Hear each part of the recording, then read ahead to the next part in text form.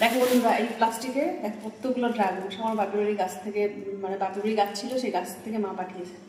আর ড্রাগনগুলো খুব সুন্দর, খুব একটা বড় হয়নি। এই ড্রাগনগুলো বর্ষাকালে বেশি বড় হয়, আর একটু বৃষ্টি হবে আষাঢ় শ্রাবণ মাসে ড্রাগনগুলো খুব বড় হয়।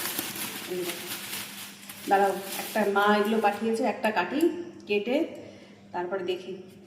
শুধু আমার হাতটা দেখা,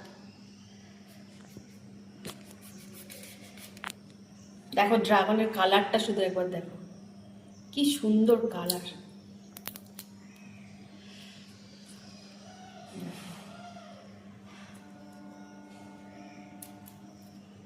এই দেখো, আহা, দেখেই শান্তি।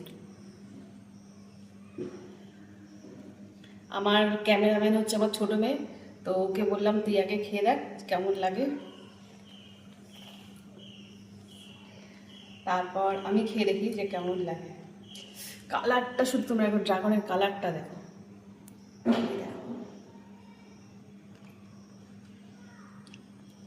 দারুণ মিষ্টি, দারুণ, যেমন কালার সেরকম মিষ্টি। আর সাইজগুলো দেখো, আর ভেতরটা পুরো ঠাসা।